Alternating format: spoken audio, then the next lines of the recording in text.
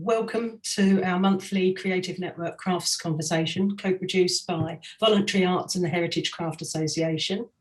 My name is Sally Ray and I'm Voluntary Arts Southwest Development Officer. I hope you're all feeling okay today. It's difficult times for us all at the moment, but we hope you find today's conversation interesting and inspiring. I just wanted to take a minute to explain a little bit of the background to our Creative Network Crafts. In March 2020, following the introduction of the first UK national lockdown, Voluntary Arts launched the Creative Network, a series of daily online get-togethers open to anyone involved in arts, culture and creativity in order to connect and collaborate in these unusual times. Facilitating these conversations has enabled people from across the UK and Ireland to talk with others, develop ideas and projects, and find sustainable ways forward in changing circumstances. Following on from this initial initiative, we teamed up with the Heritage Crafts Association back in April to co-host regular monthly Creative Network Crafts Zoom meetups, each focusing on a different theme. This craft community shares ideas, inspires and supports each other through the pandemic and beyond. We discuss issues, challenges and find solutions.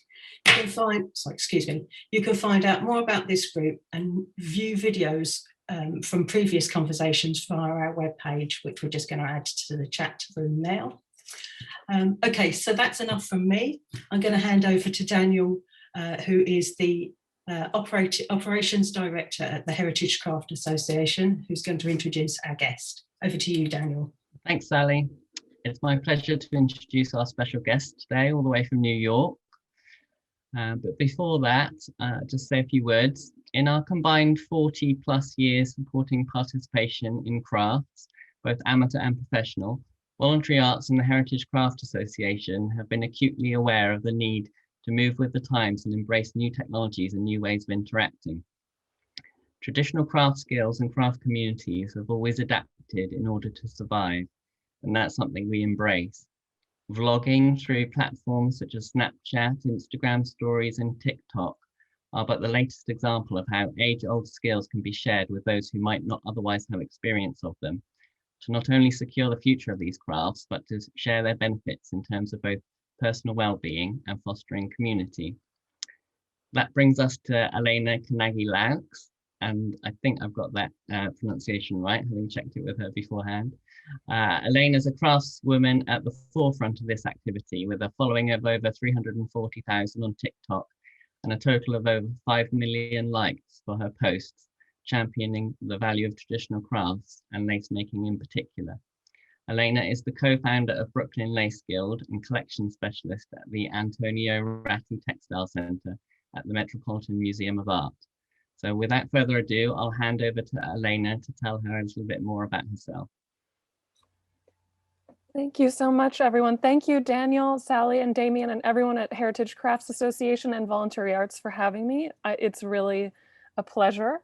So I'm really excited to share with you a little bit about me first, and then later a little bit more about my social media practice. So I'm going to start by sharing a few slides with you. Let's see. All right.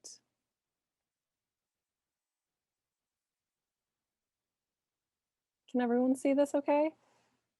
Great, great. So I'm just going to start with a little bit of background information about me and how I got to where I am today, because it was sort of a convoluted journey and not a direct one, as one might imagine.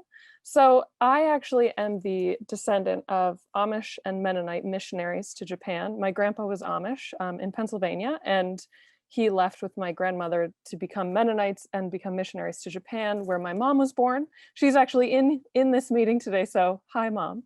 And so she grew up in Japan, and subsequently our family, my family grew up between the US and Japan. So from a very young age, I was immersed not only in the sort of traditional crafts of the Mennonite community, and I was taught to embroider and sew and knit and crochet and all these kinds of things from a very young age, but also I was involved in this sort of DIY fashion scene in Tokyo, where it was kind of anything goes, and you have one day off where you don't wear your uniform, so you have to really get in all of your style in one day. So that was a big inspiration to me. And I always knew I wanted to go to art school, but because this was now 20 years ago or 15 years ago, and I had the impression of fine art or real art as being painting. So when I went to art school initially, I actually started as a painting major. And when I discovered, after a year of going home and sewing and embroidering at night after my paintings classes, that you could actually study fiber arts and textiles in school, I switched majors immediately. And that continued my path for that time being. I eventually moved to New York City in 2007. I worked in the fashion industry doing costuming for a while. And then I think around 2011, I felt the desire to switch gears into a textile focus. And I started Googling lace schools around this time. I had, at this point I had studied weaving and embroidery and all of these different textile arts, but lace making was elusive, and particularly bobbin lace was something I wanted to learn, but I couldn't find anyone here in New York City, believe it or not. There are instructors in New Jersey and in Ithaca, further away in New York, but it was a little bit too far for me to commute. So I couldn't find anyone here. So I Googled lace school in 2011. And the first school that came up with a website at that time in English was the lace school in Idrija, Slovenia. So having no idea where that was and not able to pronounce any of those words at the time, I actually traveled to Slovenia in 2012 for their lace festival. And I took my first bobbin lace class there, and I was completely hooked. But when I came back to the US, I wasn't really able to continue my studies. I did start in 2012 as I went back to school at the Fashion Institute of Technology in New York City to study textile design, as I thought it would be a supplement to my arts background to have more of the technical computer design type skills to work in the industry. And I continued to have this desire to learn to make lace, but I wasn't really able to master it yet. So when I discovered that FIT has a grant program for one student a year to fund an art historical research project or an art project, I applied to study lace making in Europe. I created a whole itinerary for myself of 3 months of travel across 14 countries, studying at 7 different lace schools. And to my utter joy, I won. So in 2015, I departed for Croatia, was my first stop in September. And I traveled across, like I said, 14 different countries. So east to west. So I studied lace making in Croatia, Slovenia, Italy, France, Spain, and Belgium. I don't think I'm leaving anything out. I didn't make it to England on this trip, unfortunately, but I've subsequently been, so don't worry. You can't fit everything in one go, as much as I tried. But so I really, it was life-changing for me. And this was really the turning point in my career where lace became the most important thing in my life. And I realized that this is what I wanted to do for the rest of my life. So my goals of my trip were actually 3-pronged in my application. So first, of course, I wanted to learn lace making. And secondly, I wanted to interview lace makers that I met, because I, like many, was convinced that lace making was a dead art and no one was doing it anymore. And I had to go and, document these stories before it disappeared. Well, I learned that that's not true, which was a joyful realization also. But my third goal was to start my own lace guild in New York City.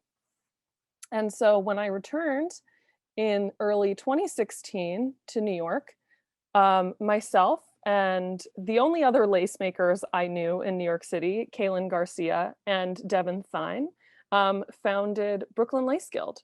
And so this has become really such a great part of the lace community for me and for others.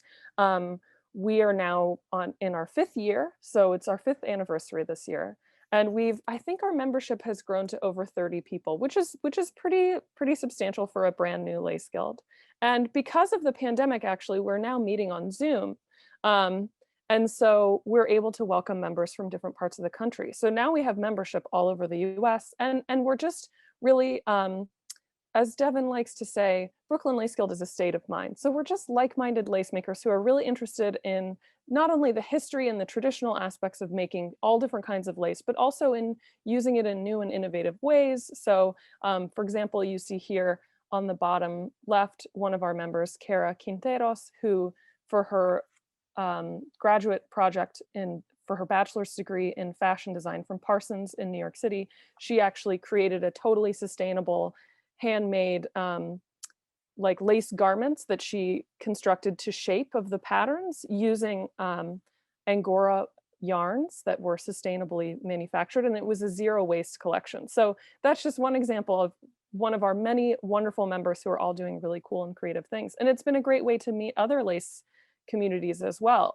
When I founded Brooklyn Lace Guild, I had never been part of a guild, so I didn't know what that really meant. And so we just sort of made it up, and it's really been wonderful to watch it grow. I admit that was the part of my project that I was most afraid of. I knew that I could learn to make lace, and I knew that I would be able to interview lace makers, but I didn't know if anyone would show up to Brooklyn Lace Guild. And when we held our first meeting at the Textile Arts Center in Brooklyn, which is a school that teaches all different kinds of textiles, we had 10 people at our first meeting, and I was just overjoyed. So it's really been great.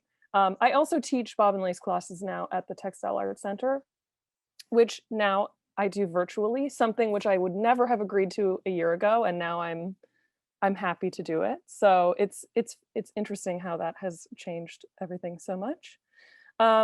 So another project you may all be familiar with, something in my years as my brief, comparatively brief years as a lace maker, is that in 2018, Columbia Law School reached out to Brooklyn Lace Guild with a proposition to make a lace collar. And I was confused at first, like, what would a law school want with a lace guild? And it turned out this was a commission to commemorate the 25th anniversary of the investiture of Justice Ruth Bader Ginsburg to the Supreme Court. So this was while she was alive. And so I designed this collar with them and made it in torchon lace. This was my first big undertaking, and I wasn't really sure I could handle it, but no one else in the guild had enough time at the moment to take it on, and I thought I couldn't miss this opportunity. And so she owned and wore it during her life. Unfortunately, we don't have photos of her wearing it, but it's really the honor of my life. And I can say now that I don't have to take another lace commission ever again, and I feel totally like I hit my peak already there.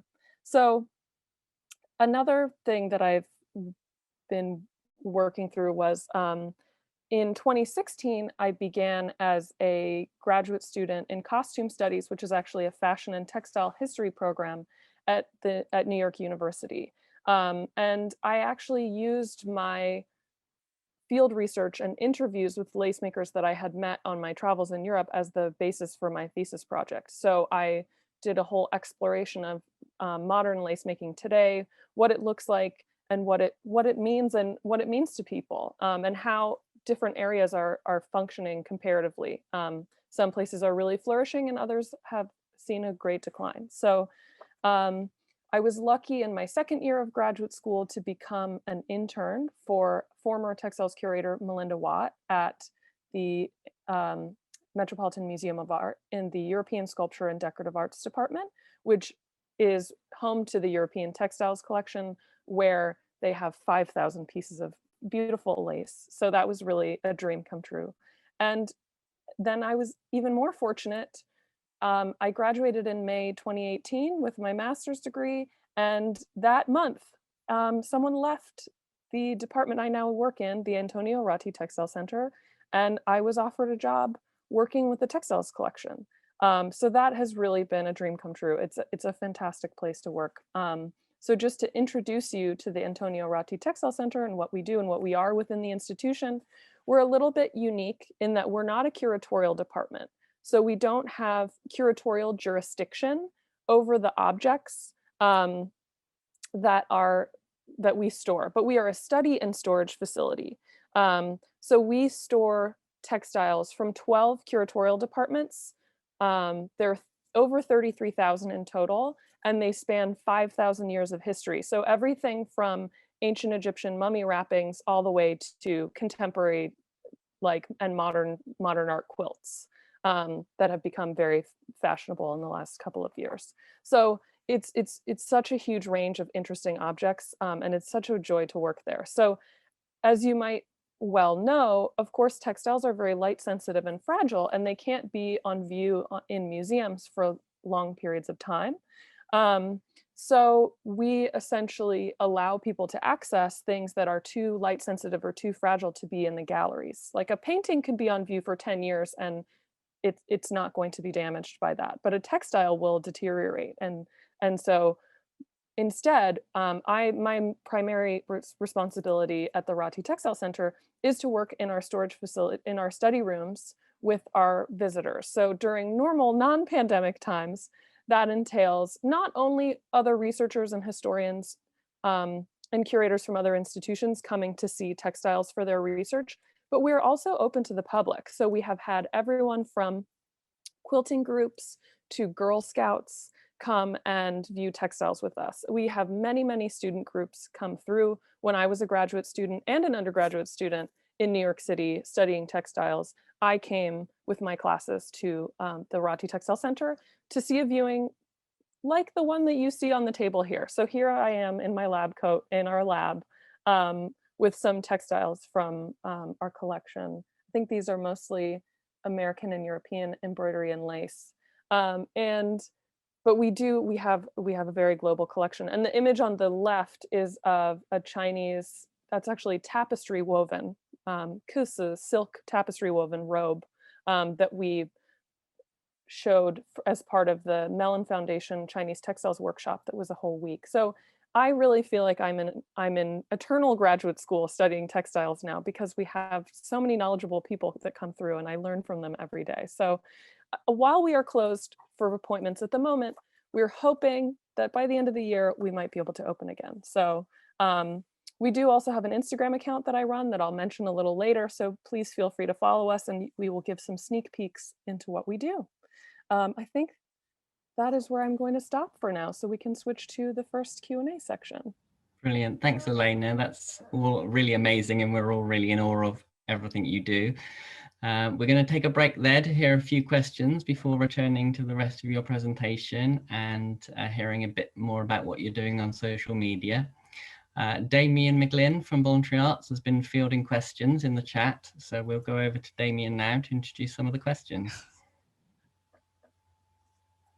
Thank you, Daniel, and thank you, Elena, for that. Yeah, the questions have just started coming in very fast, so bear with me while I try to keep up with them.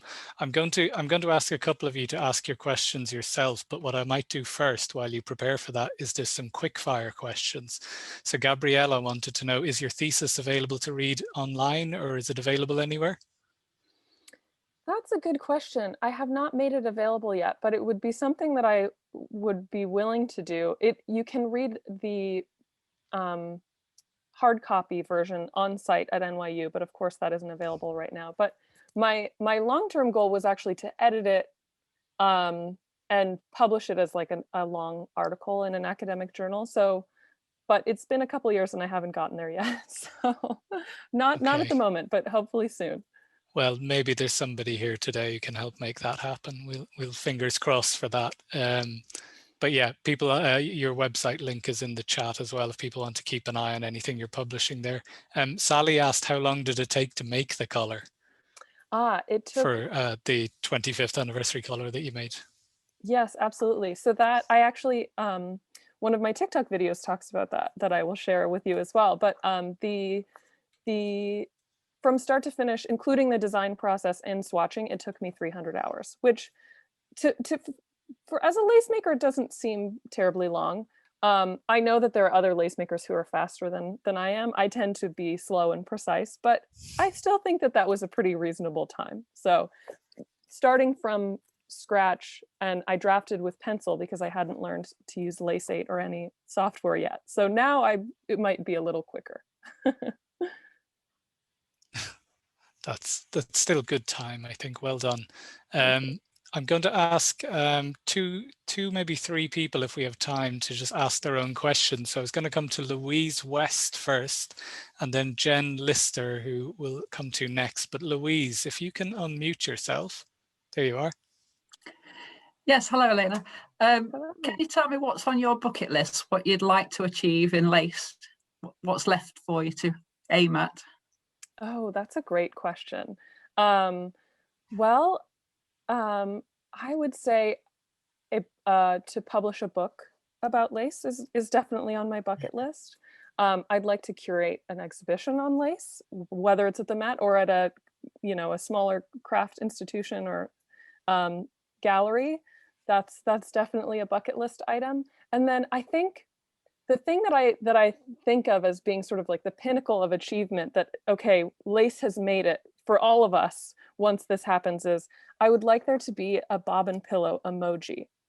You know, when you use emojis in your phone, I feel like once lace gets mainstream enough that there's a bobbin pillow emoji, then I will feel, okay, we've succeeded. So that's my ultimate goal. That is a good measure. We've been pushing that before. There's quite limited options. I think you can get a ball of yarn and scissors. There's not a lot of craft in there, so we'll join your campaign with Unicode. I'm going to come to Jen Lister, who I think has about 5 different questions. Oh, but great. Jen, maybe you can cherry pick your preferred questions. Can you unmute yourself? There you are. I've been absolutely flooding the chat with questions. My apologies. The first one that I think is probably most relevant is, how do you put a price on, 300 hours worth of work to make that collar and all the experience and equipment? Because I think a lot of makers struggle with pricing commissions appropriately and, having value for their time versus, making it completely unattainably expensive. So like, how do you go about that?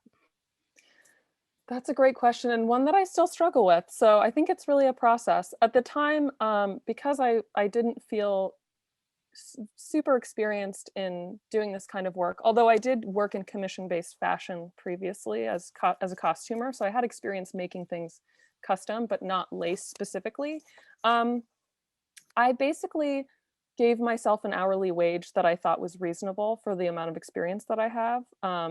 Certainly more than minimum wage or anything. And then I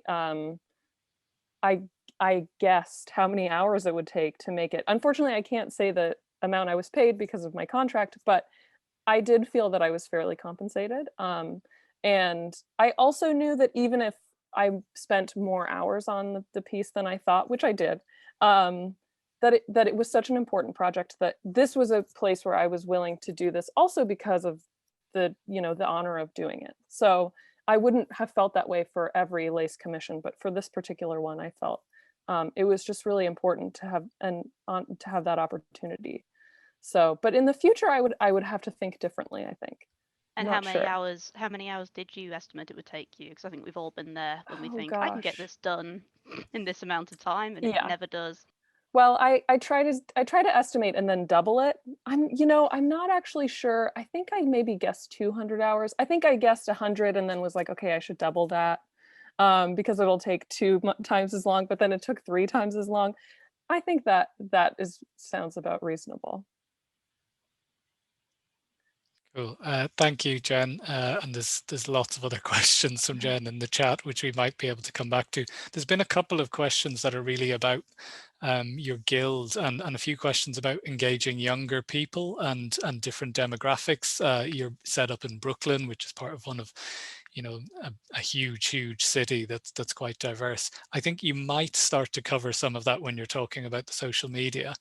But maybe if you want to, there's about 3 different questions that are in there about, getting more young people involved in this, getting people interested, in how you reach out to different demographics. Right. Yeah, no, that's something that I think about a lot and get asked a lot. And as I mentioned, I didn't really have any vision of what a guild was like. I just went about it the way that I would have done anything. And so I think my approaches were sort of maybe a little unorthodox, but that ended up working in our favor. I think, for example, everything that we do is online. So we had a website right away. We had an Instagram account right away. I mean, now many guilds have Instagrams, but this is 5 years ago. And we we do everything digitally, like all of our dues and things are paid via PayPal. We also, the place that we congregate, we're very fortunate to have the Textile Art Center, as I mentioned, which is a sort of hub of textile makers in New York City. And they have classes going on all the time, and they have artist residencies. So there's a lot of traffic of people that would be, who are spinning or weaving over here, or, knitting on a knitting machine or something. And they'd come over and see what we're doing and say, wow, what is that? That's so interesting. We've all demonstrated publicly before, but I think it's about finding spaces that where there will be younger people who are interested in creative arts and crafts and that sort of thing. Because they're out there, and I struggled to find a teacher. I mean, it was hard for me, and I hear that from my students all the time, that they had a hard time finding me or finding Brooklyn Lace Guild. So I think that there are young people are out there clamoring for lace guilds, but there's a disconnect. So I think social media is a big one too. Brilliant. We do have more questions kind of stacked up here, but maybe we'll move on. I think, Daniel, are we on time? Yeah, I think so. And we're also streaming to Facebook, and we've got between 40 and 50 people currently watching the live stream, but no questions on there as yet. So if you are watching via the Facebook live stream, feel free to ask your questions in the comments there, and our colleague Charlotte will be gathering those and can pass those through. So I think we'll go back now to Elena for the second part of her presentation, and then we'll have some more questions afterwards. Excellent. So I'm going to start sharing again.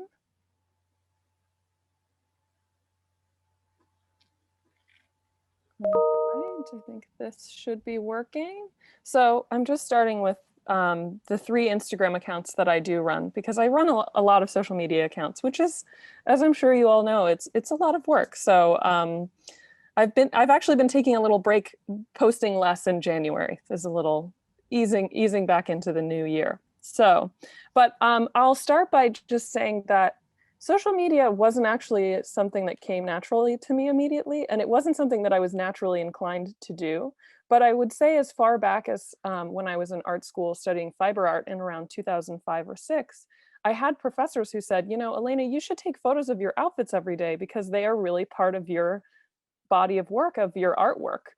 And this was before fashion blogging or any of that really had existed yet. But I didn't really have a camera, and not everyone walked around with an iPhone with a great camera on it. So unfortunately, I never did. But around 2012, a number of my friends started using this new social media called Instagram, and they kept saying, Elena, you have to post pictures of your outfits on Instagram. But believe it or not, I was kind of reluctant. I was a little concerned about being in the public sphere in that way. And I was a little hesitant, but eventually I did join, totally as a fluke. Didn't think anything of it, had no expectations for it taking me anywhere. So boy, is that a surprise. I had no idea what was coming. But basically over the years, I shared more and more things, and people became interested in them. And I had friends who had successful businesses who would, send me makeup or whatever, and I would demonstrate it or use it, and then they would cross post. So but I've been on Instagram for almost 10 years. So it's taken me a long time to build the following that I have on there. But I will say that what I love about social media is that it's such a fantastic way to make information accessible to a broader audience, and to engage in people that would perhaps not normally be interested in things like craft or art history or textiles. And I think the reason that it has worked for the accounts that I run is because I've been able to repackage or reframe information in a way that resonates with a younger audience. So it's almost, sometimes the packaging is almost more important than the information. Not really, but it's about having this consistent aesthetic that comes with it as well. And I also love that about social media, that it really distills and edits information to be easily digestible for anyone. So it doesn't feel like, entering the ivory tower and being intimidated by, how do you study the history of lace? It's so massive, and it can be really hard to parse what's factual information and what you might need to take with a grain of salt. You know, it's as someone who has a master's degree, it is a difficult world to break into a little bit. So to have this sort of like bite-sized information that's still high quality is, I think, really fantastic, and people really appreciate it. And they also do, I will say, on TikTok and Instagram, people are interested in knowing your credentials to some degree. Like there are people who will get on and maybe tell stories or talk about information without doing much research, but people really value if someone with the credentials to talk about these things gets on and shares with them, because it's very democratizing, and people really appreciate that. In fact, one of the most frequent comments that I get on TikTok is from people from Gen Z saying that they learn more on TikTok than they ever did in school. And I'm sure that that's hyperbole, but it is a great opportunity to share educational content outside of the traditional school system. And I find people are more willing to engage in that format. So as I mentioned, currently I run 3 Instagram accounts that you see here: my personal account, my work account for the Met Roddy Textile Center, and Brooklyn Lace Guild. So there are differences in the kind of content that I share and the way that I share content. So first of all, my personal account tends to be, it has lots of lace things, but it also tends to be more fashion focused. So I still share outfits and that sort of thing. And then the Roddy Textile Center is very formally vetted. So I write and research each caption for each textile post as you would almost writing a label for a gallery in a museum. So it's very much about distilling what's very interesting about an object into 150 words and putting it online. So that tends to take the most time. And then we have an approvals process actually that it goes through the proper channels to be approved. So that's kind of the most time consuming Instagram account I run. And then Brooklyn Lace Guild is really, you know, it's sharing what other people are doing that's interesting in the lace world, and our membership and our friends and people around the world. So that one is really a fun free for all of lace. So I really enjoy running that account. Then I will say just a little bit about, I'm sure all of you are familiar with Instagram, but I know TikTok is newer. Even for me, I only joined in September, so I'm still a relatively new member compared to Instagram. But I've noted that there are a lot of differences that make them both really great platforms for different reasons. So for example, the statistic I read from 2020 is that 64% of Instagram users are between 18 and 34. So they tend to be more millennial age, like my age. But the majority of TikTok users are under 18. So they tend to be Gen Z and like teenagers. So it's a very different demographic. And I find that on TikTok, it's much more intuitive and personal. The success with the algorithm is sort of like a lightning in a bottle moment. So it can be difficult to parse out what will do well. However, and Instagram is more predictable because they're only putting your content in front of people who follow you. Whereas on TikTok, they show all kinds of different people. So that's what has been really exciting about it. And that's why I've been able to build a large following so quickly. But I will say that what's nice about Instagram is that there's a variety of different types of content, like, for example, stories, reels, and IGTV. I have to be honest and say that I mostly just share on the main page. I do share stories, but they tend to be shared from other people's posts. So that's what I love about Instagram stories, is the ability to share posts from other people. Because then not only do you can you share content that's interesting with your audience, but then, you create this sort of relationship where maybe that person will then share your content back. So it's a way to get different content in front of a larger audience as well. So that I find to be really nice. And also on Instagram, you can pay to promote. So when I've had classes that I needed to fill, like bobbin lace classes at the Textile Arts Center, I will pay, $5 to the Instagram gods and have them post that onto larger audience. And you can choose the demographic where they live and that sort of thing to make sure that it's pertinent to who's seeing it. But on TikTok, they don't allow that at all. So there's very limited advertising, which is also kind of a relief. So just to say that, like, as I mentioned, I only joined TikTok in September. And my friend Josh, actually, who is a doll artist, suggested I give it a try because he had had great success with these lovely little close-up short videos of painting his dolls' faces that he sculpts. And he thought that my work in lace making was very visual and that it would be a good fit for TikTok. So he advised me through my first video, which I'm going to show you now. And it's really because of his knowledge in TikTok that I was able to have my very first video go viral. So I will just stop sharing this for a second. Then I'm going to go over to TikTok and I will share my first video with you. So it did get 1.4 million views, which was completely terrifying. I had no idea that this was going to happen. Here. People think I'm obsessed with this, but I'm okay with it. I am obsessed with it. And I think this is an obsession that doesn't hurt anyone. People think I'm obsessed with this, but I'm.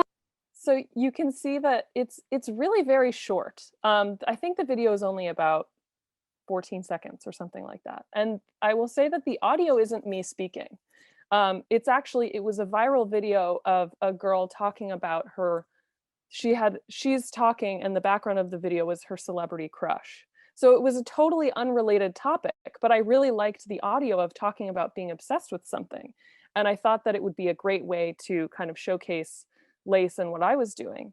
And the tip that my friend Josh gave me in creating this video, and the reason that it was so successful, I think, is that I had originally created the video where all the footage of lace and lace being made was first, and then the shot that my husband filmed of me like lifting lace off of my face, laying on our bed. That was a funny experience, but that was actually at the end, and I sort of saved it like as a reveal. Like that's how I would have normally approached things. But when I sent it to my friend, he basically explained that you really, with videos like that are this short, you really need to grab the viewer immediately. So this is something that has stuck to me.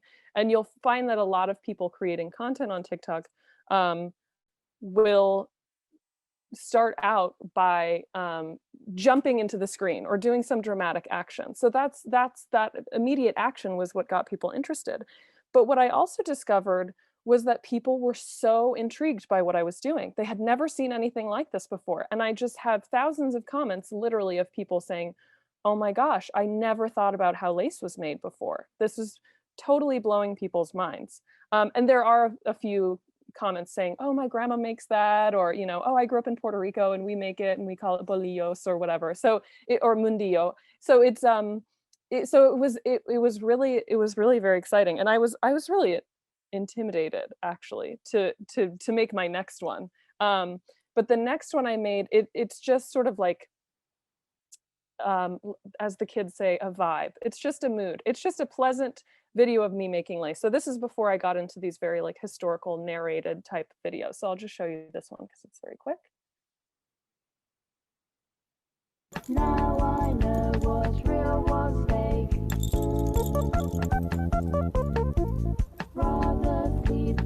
Now I know what's. So again, really short and no audio or anything like that, but I really was able to engage people this way. And I discovered that the good news is that younger people are really fascinated with finding out new information about historical crafts. And as I mentioned, you know, it was difficult for me to find a teacher. So I was inundated with all these people who wanted to know more about what I was doing and really connect. And I also was discovering, I had spent some time on TikTok just watching videos for a few weeks before I started making my own. And I really wanted to connect with other makers. There are potters, there are historians, there are lots of people doing different crafts. Now there's a whole network of people making lace. There are a lot of tatters on TikTok, in fact. So it's become like a small community. Let's see, I want to make sure I get everything into this in the next few minutes. So one of my favorite features on TikTok and something that I think is really fantastic for you know, anyone who's working in heritage crafts who's basically operating as, you know, bridging the gap between the informational gap for people who, a lot of people I think today are sort of disconnected from how things are made. And so a lot of the work that I do is trying to fill that gap and inform people, this is how things used to be made. And isn't it incredible? And people really love that and are very engaged with that. So what's a nice feature on TikTok is that you can actually answer people's questions with a video. So for example, someone asked me, how did you get into making lace? Let's see. Well, I'll show you, how long does it take to make lace? That's a question I get all the time. How long does it take? You know, we all get that as craftspeople, like, how long does it take? So I will share this one with you. It's an answer to a question. One of the questions I get most about making lace is how long does it take? The answer really varies depending on the size and complexity of the project. This pattern takes me a couple hours per inch, while this collar took me 300 hours start to finish, including the design process. It sounds hard to believe, but this is actually pretty fast for lace making. In the 18th century, a pair of Belgian lace cuffs could take a lace maker 10 months to complete, working 12 to 15-hour days. In 1744, numerous Belgian lace makers spent 5 months making a bobbin lace gown for Empress Maria Theresa of Austria, which cost the equivalent of $750,000 in today's money. Lace is extremely slow work, but I make it for pleasure more than the finished product. One of the questions. So it's really been a pleasure to be able to answer those kinds of questions for people, and I've also made videos telling people how to get started, because that's another question that I get very often. So I'm just going to share this one with you. I've gotten lots of questions about learning to make bobbin lace, so I wanted to share some resources on how to get started. First of all, I'm excited to announce that I'm officially teaching regular online bobbin lace classes through the Textile Arts Center. My friends at the Lace Museum also have excellent online classes. If you want to give bobbin lace a try on your own, here are the tools that you will need. There are many kinds of bobbin pillows out there, but these 16-inch cookie pillows are great for beginners. For beginner bobbins, I recommend getting 24 of these square ones. Any standard straight pins will do when you're starting out. Grab a few colors of size 40 tatting or crochet thread, and you can also DIY some of these tools on the cheap. My friend Kasia has a YouTube video about it on her channel. There are many beginner pattern books and videos out there to get you started. Don't be intimidated, you can do it. And what's beautiful about TikTok is that people can duet your videos, meaning they can film a response video that's side by side to your original videos. And I can't tell you how many people duetted me with clothespins and a thread on, like, you know, like some styrofoam block that they found around their house with a pillowcase around it, saying like, look, I'm trying it. And people watching YouTube videos, and it's been amazing. And people have now signed up for my classes and said, I saw your TikTok video and I decided to take your class. So it's really, you know, people ask me to give them a tutorial on how to make bobbin lace on TikTok. And well, I mean, I don't think I can teach that in 60 seconds or less, but at least I can send people in the right direction to the resources that they need to keep going. So I don't want to go on too long. I know we have a lot of Q&A left, but I will just share last thing. Because it is a steep learning curve to edit videos. And I find actually that the TikTok app itself is not that well designed. It's created to edit really quickly and just film and upload and boom. So if you want to do more complex editing, like the kind of things that I do, it's better to use a different app. So the app that I use is called Perfect Video. I hope you can see my list here, but so essentially I use this app to actually cut and edit the videos, and then I upload to TikTok and add captions. So I put together the steps here, and I can leave the screen up for a little bit, that are how I make a video, because it can be difficult. And my first few videos sometimes took a couple days, but now I have a process down and I can get through it pretty quickly. So essentially I come up with the concept for the video. It helps when you're to answer questions that is already a ready concept for you. You know, people have this question, there are gonna be multiple people that want the answer. I write a script for the video because now I mostly just do voiceovers and not just audio anymore. I create quite a full storyboard, but something like that of the shots that I want in the order that I want. And I time the script so that I know how long the video needs to be, because you have to be able to say everything in under 59 seconds. The shorter, the better. And then I shoot the video. I shoot at home. My husband is very helpful, but if he's not around, I have lots of little inexpensive equipment. I'm happy to give details about that, but like this tripod has flexible legs that you can kind of attach to anything. I have a remote to start filming. So I just push a button and the camera starts filming, so I don't have to get up and down and do that. I also have some pretty basic lighting equipment. It wasn't very expensive to get set up and to make professional video content. And so once I've shot everything, I upload them in the chronology that I want them to be, and I edit each clip to the length I want it to be.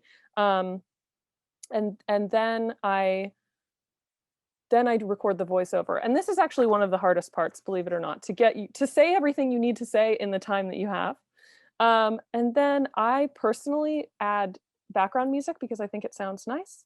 And I also add closed captions because I want people who are hard of hearing to be able to read what I'm saying as well. And then lastly, I just add a sort of caption to the video post itself with hashtags and to say what the video is about, and then I post. So, you know, not so difficult. just takes some time. But I hope I've covered everything that I can, and I'm going to just stop sharing now so you can ask me more questions. Brilliant. Thanks so much, Elena. I didn't realize you'd only been on TikTok since September. That's an amazing impact you've had in just 4 months. Just before we go back to Damien, we've had some questions through on the Facebook live stream. I think some of them you might have answered through the course of your presentation, but we're going to go briefly to Charlotte Diamond from the Heritage Craft Association. Charlotte, can you update us about the chat on the live stream? Yeah, of course. Thank you so much, Elena. That was brilliant. And as Daniel's already said, actually, some of these questions you've already covered. So I'm just going to kind of smush together 2 questions from Kyle and Susan. And that's regarding whether your accounts, your social media accounts, it's kind of like a curated approach to appealing to young people, or whether that's just an inherent part of your personality. And if it is curated, do you have any top tips for drawing in a younger audience? Yes, that was something I meant to include, but I didn't quite get to because I ran out of time. But absolutely, it is a curated approach. And, some creators on social media and on TikTok in particular will just make lots and lots of content as quickly as possible and post multiple times per day. Whereas, many times people in social media will tell you the more the better, the more the better. But I really believe in quality over quantity in terms of posting. So I'm careful to take my time and think through the process of things. I think to think about a hook or an angle that might interest people is really what's helped for me. And to tie things to current events sometimes if you can. For example, there was a big scandal for some people about Harry Styles wearing a dress on the cover of Vogue. And I made a video called Men in Lace about how lace is historically gender neutral and how, this wasn't something that was seen as feminine until recently. And so it's, if you look at fashion history, it's silly to get mad at a man in a dress. And so I, to tie into those moments, I think is really helpful. People are looking for relevant content like that. Also during October, I did a series called Beyond the Veil, which was like spooky lace history, lace and death. So I talked about, smuggling lace in coffins across borders and different stories and things like that. I haven't done hanging bobbins yet, which I'm sure many lace makers and collectors are familiar with, but that will be for next Halloween. But that also was really popular. So I think it's hard to give like a specific tip because it's so individual what will work for you and your audience. But I think what it is just in the beginning, I was figuring out what worked for me, and I just made a bunch of little videos and your audience's response will tell you what they're interested in, and over time that will create your brand for you. So yes, you have to work at it and to curate your content, and to keep things in like a similar aesthetic that's your aesthetic is really helpful. You can never make the packaging too pretty as long as the content is still high quality.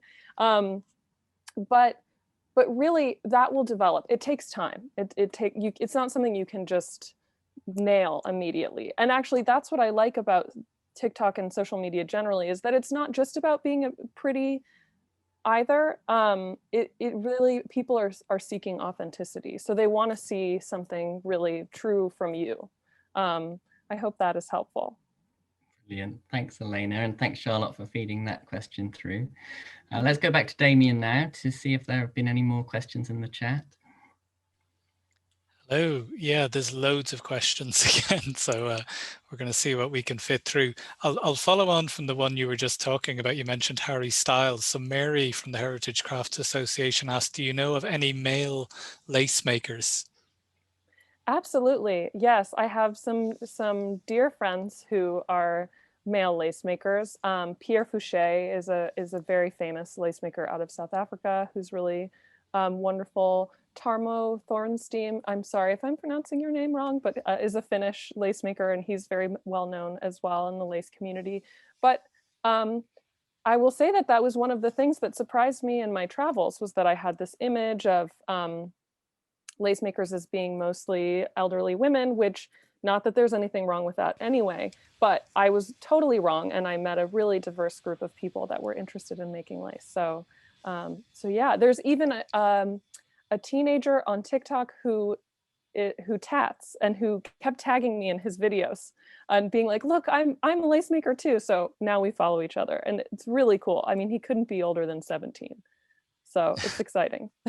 That's great. And we did get a comment from Stacy in the chat a while ago, who mentioned how you inspired her through your Instagram, and that she came to all of this through following you. So it obviously is having an impact, which is really great to hear.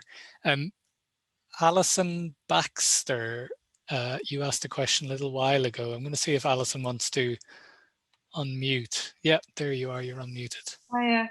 Hi, Elena. Really interesting to hear all about your passion for lace. I'm really interested because you obviously became involved in it by traveling and being taught on site by people, and now we're talking a lot about learning online. I just was interested to know that kind of dilemma, that kind of dichotomy of between, you learned that way, and now we're all being forced to kind of learn online, and whether you think that's okay, whether you can learn as much, or what are the challenges as well? Yeah, that's a great question. And in fact, I mean, there are definitely pros and cons to both ways of learning and teaching, but I will say that I have been pleasantly surprised with how wonderful teaching virtually has been for me. I was always hesitant to teach virtually because I didn't think that I could convey complicated information about bobbin lace, because I only teach total beginners. I don't teach like more advanced courses. So people don't know how to wind bobbins yet, or, so it's every step in the beginning. And I was really concerned. So I set up my first classes to be 4 hours long for just doing cross stitch, like really, I was worried. But I found that I actually have a little overhead tripod on my desk that's just permanently mounted now, that I can just film my hands from over top. And I found that actually in my classes, because everyone has a direct line to me, and when I speak on Zoom, that everyone's watching me at the same time, no one misses anything. No one misses any of the information, and they get it so fast. I've been blown away. So I've taught multiple times now, and I've, even without having my students have overhead cameras, they'll send me pictures of their progress, and I'm so impressed. They get it like so fast. So I think, of course, we miss seeing each other in person and learning in person, but I don't think there's a limit to what you can learn virtually. Great. Thank you. I'm going to call on Lissy Asbridge, I think your name is, who had two different questions about social media, so about Facebook and hashtags. Maybe you can ask both questions, Lissy. Hi, thanks. Yeah, I'm just interested in whether you bother with any other social media because there's so many different types out there, and whether you still bother with Facebook. I used to do Facebook, and it's just, I'm not keeping up with it anymore. It seems to have changed, and I don't know whether the people who use Facebooks are the same as people using Instagram. I use Instagram now. And also, could you give some advice on hashtags? What are important hashtags? Is more hashtags better, fewer, or are you more specific? Thanks. Yeah, of course. So I do use Facebook just for Brooklyn Lace Guild. I have a personal account that is just, for, family and friends, that sort of thing, that I don't keep up on very well either. But I do use, I do find Facebook is important for Brooklyn Lace Guild, because it is a different demographic also than Instagram and TikTok that is using Facebook, and not everyone on Facebook has Instagram or TikTok. So I have to be careful and make sure I'm sharing the same information across, all the platforms, so that people aren't missing it. So I do stay connected with people that way, which I think is great. But as far as hashtags go, it's a little bit tricky. I've been told always that like 3 to 5 hashtags is a good amount. I know people can be put off by seeing like a wall of them, and sometimes people will try to bury them. So I tend to stick to the same ones and use them on almost everything. So when I started on TikTok, there were other trends that were happening in the TikTok community. One of them was called witch talk. People were really interested in alternative religion and spirituality, were using this hashtag witch talk. So I started using the hashtag lace talk, and I just created it. And now it has, gosh, I don't know, 15 million views or something like that. But, and now a number of people use it, but that isn't always the easiest thing. But I also looked at what other successful videos were using. So for example, there was one that was hashtag crafters on TikTok. And so I used that one, and I also will do hashtag history. So I'll look at other creators that are doing similar kinds of content and see what works for them. And that is across the board. It's helpful. And on Instagram, I tend to use, for the Rachi Textile Center account, I tend to use the most hashtags, because I will hashtag each department that is involved in whatever the object is. I will hashtag the type of textile that it is. So like hashtag American quilt, or, because I find that people that are interested in those things might find our account through that. So for example, I use hashtag bobbin lace a lot, but it tends to be pretty straightforward. Nothing too long and not too many is I think it works. Thank you. You're welcome. Thank you. We're just about running out of time. I'm gonna squeeze in another question in a minute, but if you can stay with us, everyone, for just another 5 minutes. And Sally's also going to do a quick wrap up with a couple of things. I did see somebody was kind of asking a question about how some videos you have on TikTok are in the millions and some are in the hundreds of thousands. I don't think there's a recipe for making sure something goes completely viral. It's hard to predict, but kind of related to this, I think this is an important question from Anna, who asked just a few minutes ago, just about being a crafter, doing something that's quite time consuming, and then dealing with social media. If you're here, Anna, maybe you can unmute and ask that question. Yeah, hi, thank you.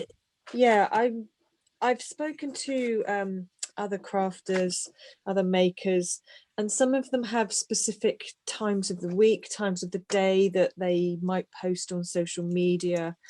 It's really hard as a maker. You've got to do everything. So I'm just interested to know if you do have a specific amount of time you designate to social media. Do you do it just like once a week, or do you feel like you have to do it every day now, and that sort of compared with your making time as well? That's a great question, and it's really difficult to strike a balance. I would say last year, when I was completely locked down, when we were all completely locked down and I wasn't going into the museum at all, I had more time to focus, so I was able to post very frequently. What I hear is, post, social media platforms want you to post every day, but that doesn't mean that you have to. And I've sort of eased up on myself. I used to try to post 3 to 4 times a week on each account, but it is just too much work. It becomes a full-time job when you have that many accounts. And then it does take away from the time of like what you're actually making. So now I've gotten to the point where my goal is to post once a week, maybe twice on TikTok, because videos are the most time consuming. And then on my other social media accounts, 2 to 3 times a week. So I've really scaled back a little bit, and I don't find that that has hurt at all. I find that people are still really thrilled to see these things. And as far as time of day, I use the analytics in each app to see what times suit each account, because it actually can vary. But I find that sort of around 5 o'clock Eastern Standard Time tends to be good for me. So, and also days of the week, weekends tend to be less good. So early in the week, like Monday, Tuesday, tends to be better. Monday to Thursday, I think, is prime time for posting. And if you're only going to post once or twice a week, that's a good time. And the final thing I'll say is, as far as you know, what you really can never know what's going to go viral or what won't. And sometimes you'll, especially early on, when I was very new on TikTok, you know, you would pour, and this is true on Instagram too, but you might pour your heart into something, or finally showcase this artwork that you've been spending so much time on, and then it doesn't get as many likes as you like, or maybe it even feels like it flops, and it can be really crushing. But I've tried to sort of let go of that a little bit, because in the end of the day, you know, these are all things that I do for me, but they're also things that I do for a larger purpose of getting people interested in lace making. So it's not that each video has to be a major success for me to be succeeding, or for lace to be succeeding. And I found that actually, as I've tried to let go of that a little bit and to just love every post and every video myself, that I've actually done better. Because if you try to figure out what works and focus too much on what other people think, I mean, they can lead you in positive directions, but when that becomes your primary goal, is pleasing your audience, then you kind of lose the path a little bit. I hope that helps. Much. That's brilliant. Yeah. Thank you, Anna, and thank you, Elena. Thank you all for loads of those questions. It's been really busy, and not to put more pressure on Elena's social media time every week, but if you haven't been able to squeeze in your question today, we have included Elena's social media handles and everything in the chat, so do follow her, send her questions on TikTok, and maybe she'll make a video and reply to your question. But I'm going to hand back to Daniel now. Thanks, Damien. And yeah, for anyone who's asked a question that we haven't had a chance to answer, we will forward those questions to Elena afterwards, so at least she gets a chance to read them. So just suffice to say, thank you so much, Elena. It's been absolutely inspiring to hear you, and you certainly prompted a lot of fascinating discussion. I'm sure we'll go on long after this session. So thanks so much for taking the time to be with us today. Great. Thank you so much for having me. It was really my pleasure. It was really great. Fantastic. Thank you. Thanks a lot. Cheers, guys. Thanks so much.